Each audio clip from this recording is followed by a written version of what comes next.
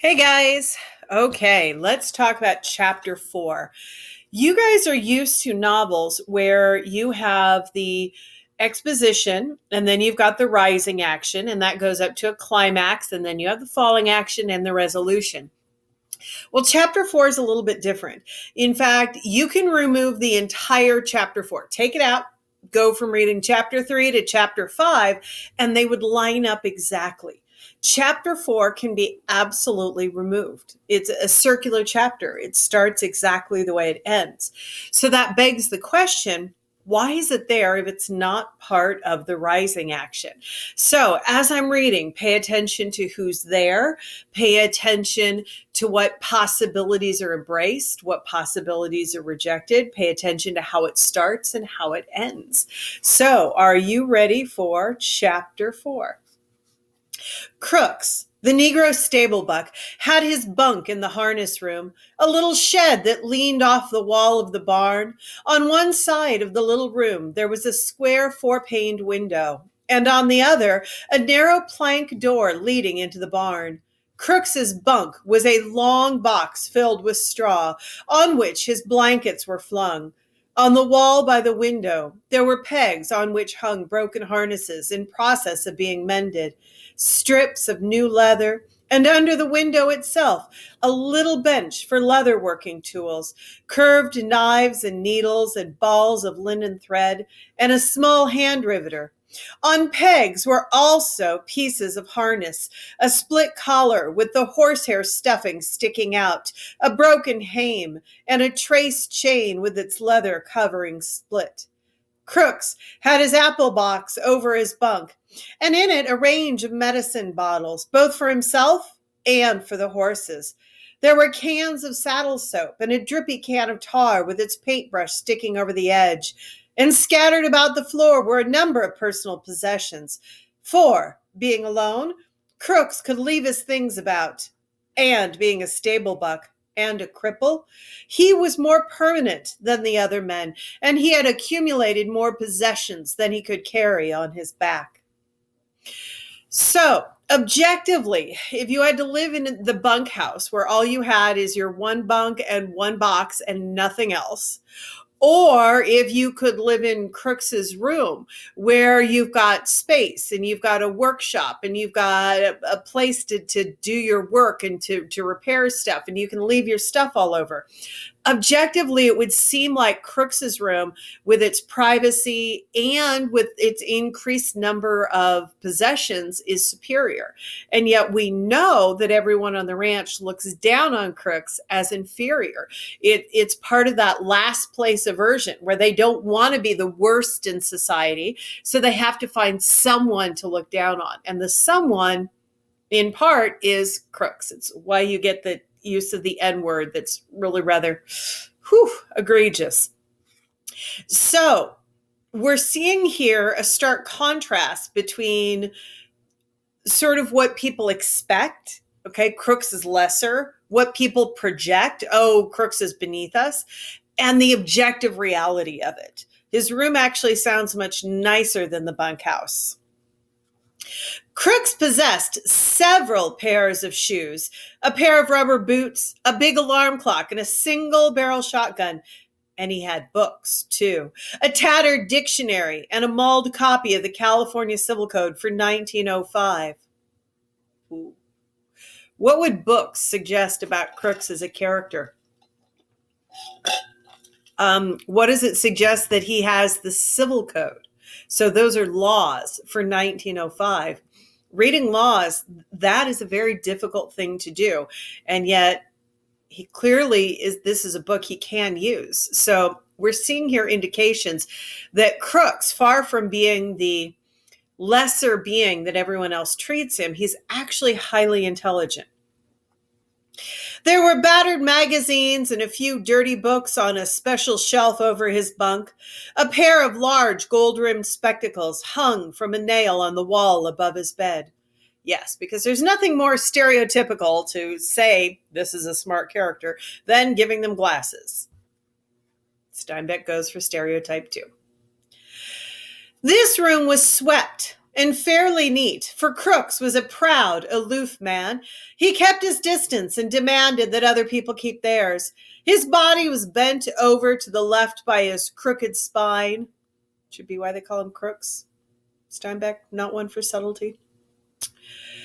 And his eyes lay deep in his head, and because of their depth seemed to glitter with intensity.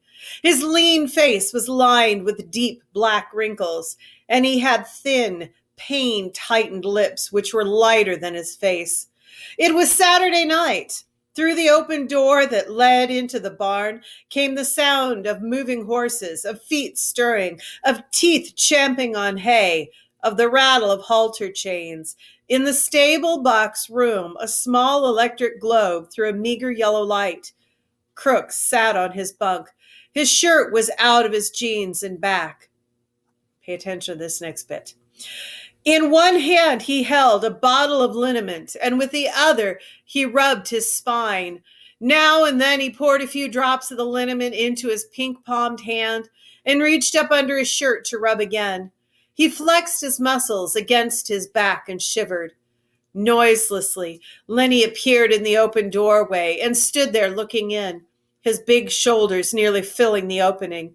For a moment, Crooks did not see him, but on raising his eyes, he stiffened, and a scowl came on his face.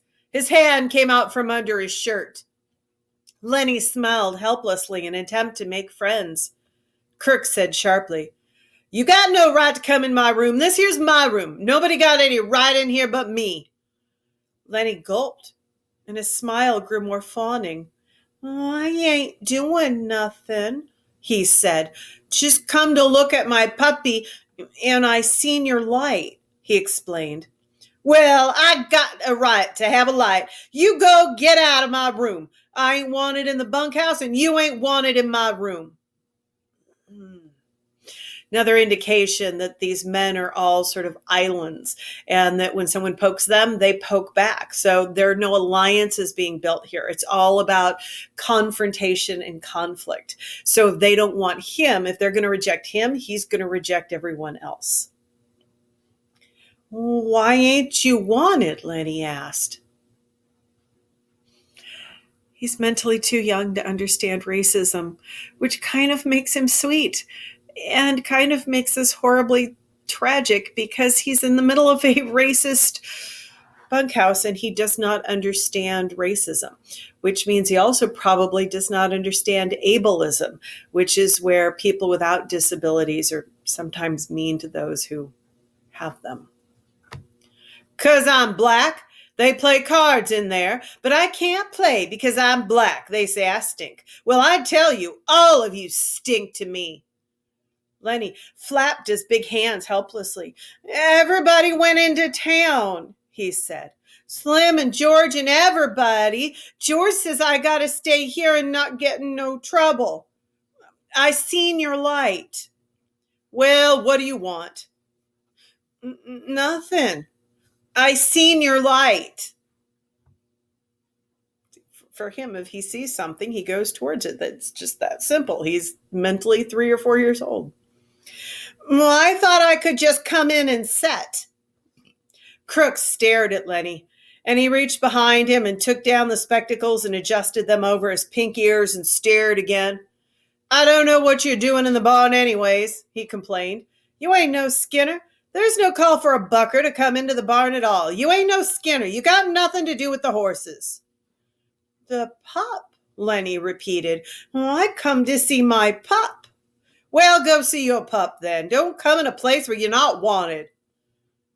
Lenny lost his smile. He advanced a step into the room, then remembered and back to the door again. "I looked at him a little. Slim says I ain't to pet him very much." Crooks said, "Well, you've been taking him out of the nest all the time. I wonder the old lady don't move him someplace else." "Oh, she don't care. She lets me." Lenny had moved into the room again. Crooks scowled, but Lenny's disarming smile defeated him. "Come in and sit a while," Crooks said. oops, sorry, wrong character. Long as you won't get out and leave me alone, you might just as well sit down. His tone was a little more friendly. All the boys gone into town, huh? Now that's interesting. Is he becoming nicer because somebody is nice to him? Is this an indication that these men are not locked into conflict, that they can build alliances, that they can build coalitions? Maybe. All but old Candy. He just sits in the bunkhouse sharpening his pencil and sharpening and figuring. Crooks adjusted his glasses. Figuring? What's Candy figuring about? Lenny almost shouted, "About the rabbits!" You're nuts, said Crooks. You're crazy as a wedge. What rabbits you talking about? Well, the rabbits we're going to get, and I get to tend them, cut grass, and give them water, and like that. Just nuts, said Crooks. I don't blame the guy you travel with for keeping you out of sight. Lenny said quietly, It ain't no lie. We're gonna do it. Gonna get a little place and live on the fat of the land. Crooks settled himself more comfortably on his bunk. Sit down, he invited. Sit down on the nail keg. Lenny hunched down on the little barrel. You think it's a lie, Lenny said, but it ain't no lie. Ever word's the truth, then you can ask George. Crooks put his dark chin into his pink palm. You travel around with George, don't you?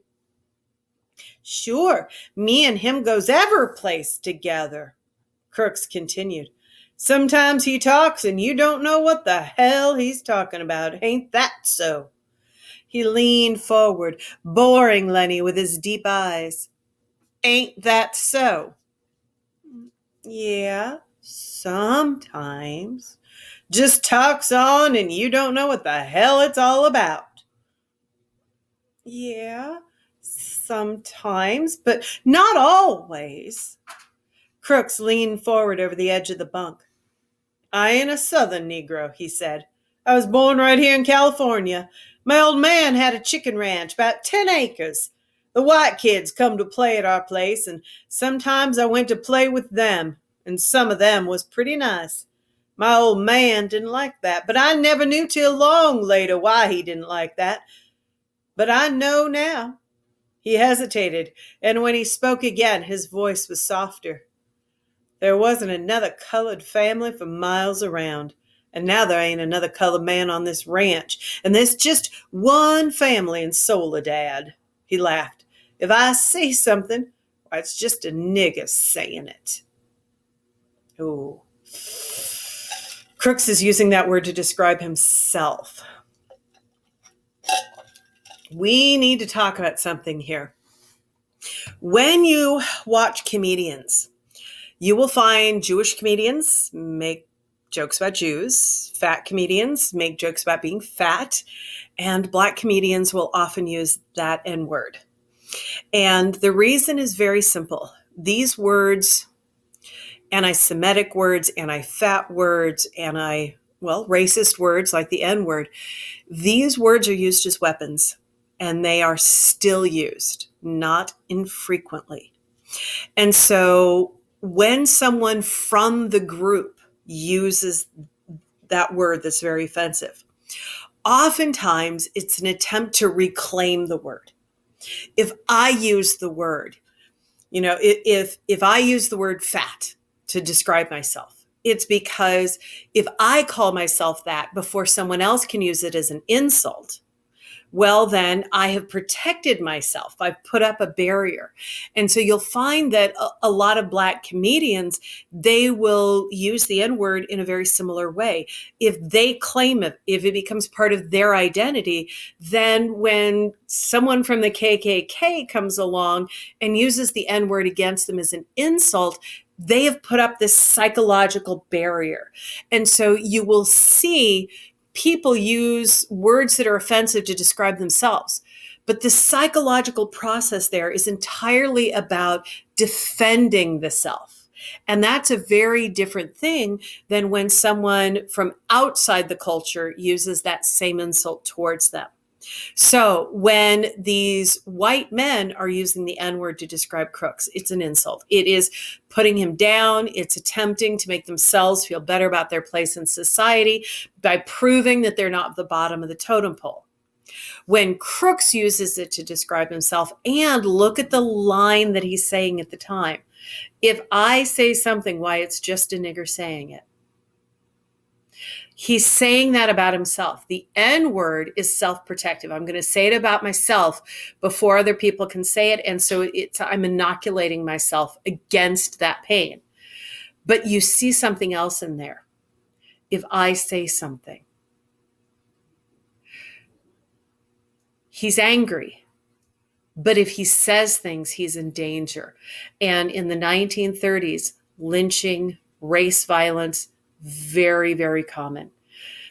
But if he says something, he knows it's going to be dismissed because he is Black. And so he is saying that up front to almost take the sting out of it. It shows you how very powerless he feels, despite the fact that everything in that room has told you that he is more skilled than they are. He has more practical skills. He's more educated than they are. We have the books, we have the glasses. So even though objectively he is in fact has more sources of power, he still feels powerless. He does not have a voice. Crooks laughed again. Oops, sorry. Back up a line. Lenny asked, "How long do you think it'll be before them pups will be old enough to pet?" Did Lenny understand any of the subtext of what Crooks said? No. Once again, Lenny is a little too young to understand what's going on around him. Crooks laughed again. "A guy can talk to you and be sure you won't go blabbing. Couple of weeks, them pups will be all right. George knows what he's about. Just talks, and you don't understand nothing." He leans forward excitedly. "This is just a nigger talking, a busted Black nigger, so it don't mean nothing. See? You couldn't remember it anyway. I've seen it over and over. A guy talking to another guy, and it don't make no difference if he don't hear or understand. The thing is, they're talking, or they're setting and still not talking. It don't make no difference. No difference." His excitement had increased until he pounded his knee with his hand. "George can tell you screwy things, and it don't matter. It's just the talking. It's just being with another guy. That's all." He paused. So Crooks has this envy that George has someone to talk to, but he has another form of envy. It says that whatever he says to Lenny, it don't mean nothing. So he could bad talk every white man in the state, and it wouldn't come back to bite him. Lenny wouldn't tell that tale to someone. Lenny wouldn't betray him because Lenny isn't mentally mature enough to understand what it is that Crooks is saying or what he's complaining about. So he is literally the only white person that Crooks feels like would be a safe friend. And yet he's George's friend. So there's some jealousy going here. His voice grew soft and persuasive. "Suppose George don't come back no more. Suppose he took a powder and just ain't coming back. What'll you do then?" Lenny's attention came gradually to what had been said. "What?" he demanded. "I said, suppose George went into town tonight and you never heard of him no more." Crooks pressed forward, some kind of private victory. "Just suppose that," he repeated. Okay, two different interpretations. One interpretation relies on the idea that his voice softens.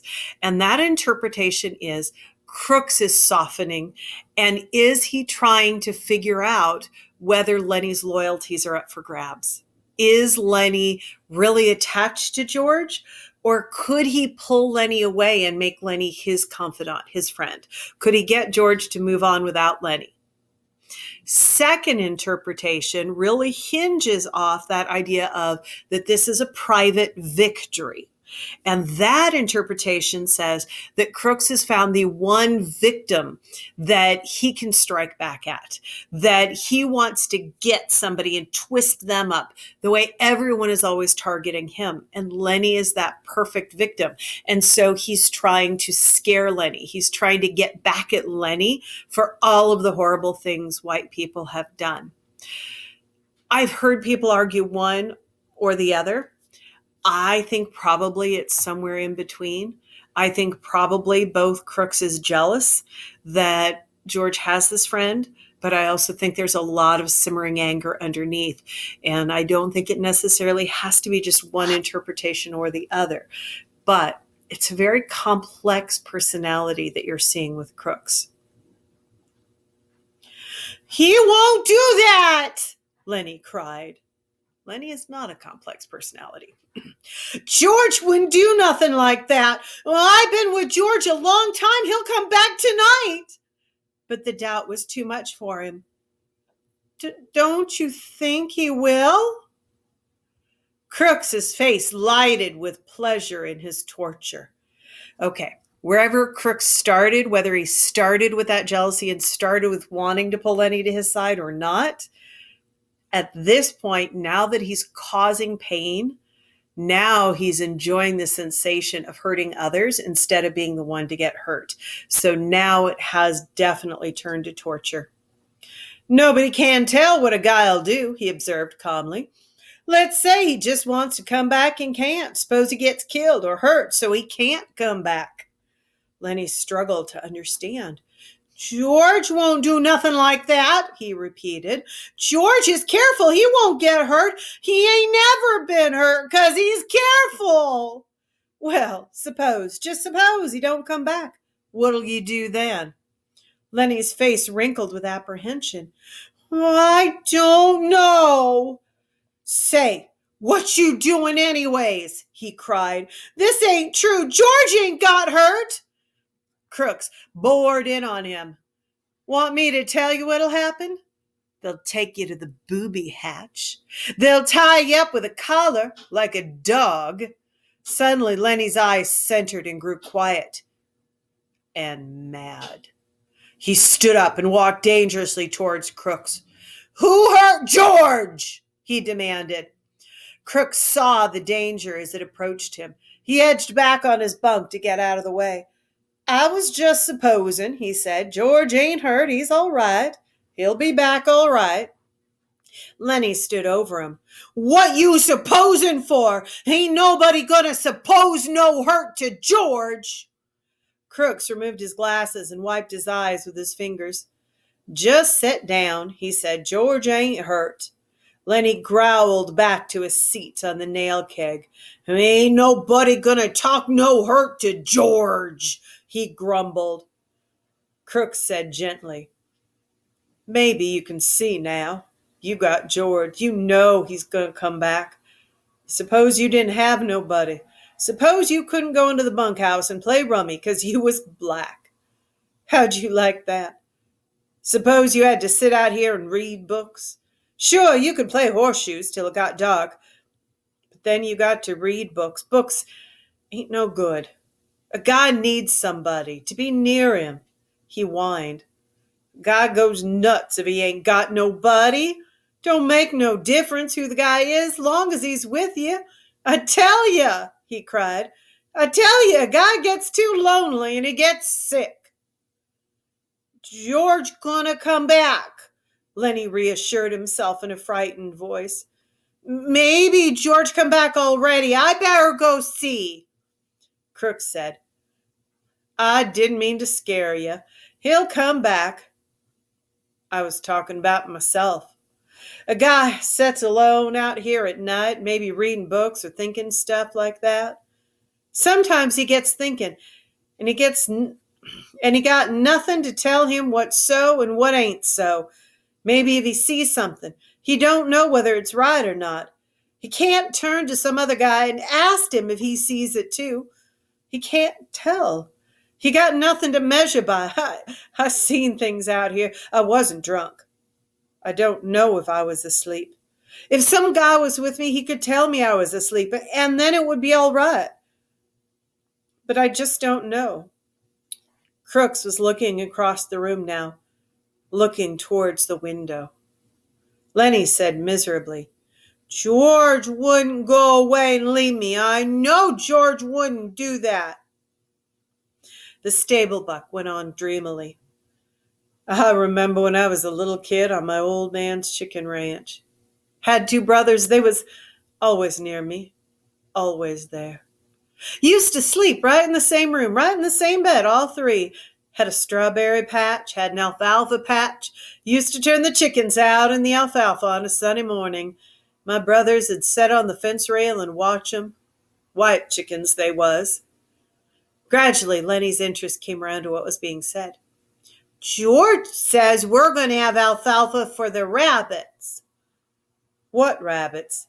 We're going to have rabbits and a berry patch. You're nuts. We are too. You asked George. You're nuts. Crooks was scornful. I seen hundreds of men come by on the road and on the ranches with their bindles on their back and that same damn thing in their heads. Hundreds of them. They come and they quit and they go on, and every damn one of them's got a little piece of land in his head, and never a goddamn one of them ever gets it. Just like heaven. Everybody wants a little piece of land. I read plenty of books out here. Nobody never gets to heaven, and nobody gets no land. It's just all in the head. They's all the time talking about it, but it's just in the head. He paused and looked toward the open door, for the horses were moving restlessly, and the halter chains clinked. A horse whinnied. I guess somebody's out there, Crook said. Maybe Slim. Slim comes in sometimes 2-3 times a night. Slim's a real skinner. He looks out for his team. He pulled himself painfully upright and moved toward the door. That you, Slim? He called. Candy's voice answered. Slim went to town. Say, have you seen Lanny? You mean the big guy? Yeah, seen him any place? He's in here, Crook said shortly. He went back to his bunk and lay down. Candy stood in the doorway, scratching his bald wrist and looking blindly into the lighted room. He made no attempt to enter. Tell you what, Lanny, I've been figuring about them rabbits, Crook said irritably. You can come in if you want. Candy seemed embarrassed. I do now. Course, if you want me to. Come on in. If everybody's coming in, you might just as well. It was difficult for Crooks to conceal his pleasure with anger. So he likes the fact that the men are coming in his room. He's desperately lonely, but he's trying to hide that pleasure with his anger. He doesn't dare leave himself vulnerable. Candy came in, but he was still embarrassed. You got a nice, cozy little place in here, he said to Crooks.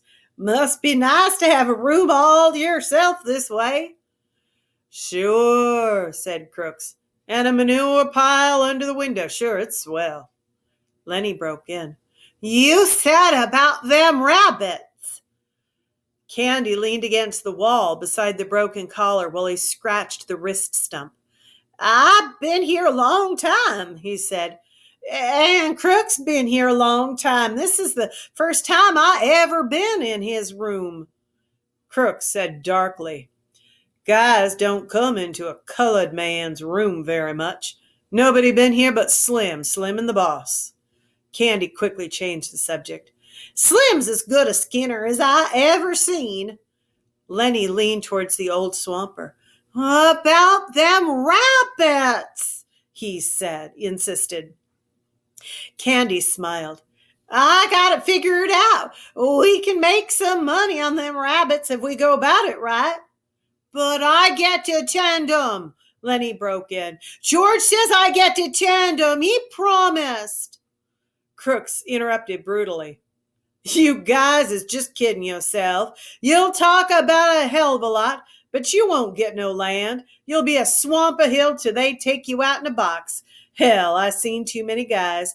Lenny here'll quit and be on the road in 2-3 weeks. Seem like every guy got land in his head. Candy rubbed his cheek angrily. You goddamn right we're gonna do it. George says we are. We got the money right now. Yeah, said Crooks. And where's George now? In town, in a whorehouse. That's where your money's going. Jesus, I've seen it happen too many times. I've seen too many guys with land in their head. They never get none under their hand. Candy cried. Sure, they all want it. Everybody wants a little bit of land. Not much, just something that was his. Some he could live on, and there couldn't nobody throw him off it. I never had none. I planted crops for damn near everybody in this state, but they wasn't my crops. And when I harvested them, it wasn't none of my harvest. But we gonna do it now, and don't make no mistake about that. George ain't got the money in town. That money's in the bank. Me and Lenny and George, we're gonna have a room to ourselves. We're gonna have a dog and rabbits and chickens. We're gonna have green corn and maybe a cow or a goat. He stopped, overwhelmed with his picture. Crooks asked, You say you got the money? Damn right. We got most of it, just a little bit more to get. Have it all in 1 month. George got the land all picked out, too. Crooks reached around and explored his spine with his hand. I never seen a guy really do it, he said. I seen guys nearly crazy with loneliness for land, but every time a whorehouse or a blackjack game took what it takes. He hesitated. If you guys would want a hand to work for nothing just as keep, well, I'd come and lend a hand. I ain't so crippled I can't work like a son of a bitch if I want to. Any of you boys seen Curly? And here comes Curly's wife. So I'm going to stop you right there, but here's what you need to consider.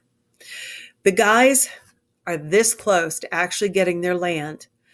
Crooks would actually be a pretty good addition. He's got a lot of skills. He's very smart. He's book smart in addition to being very crafty and knowing leather work. And he grew up on a farm, so he knows how to actually run a small farm.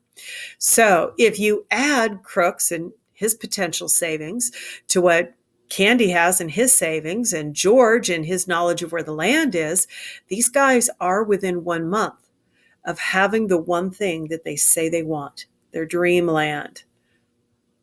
Read the rest of the chapter. What happens? Why does it happen? And what is Steinbeck saying about human nature? Not necessarily pretty. See you guys soon.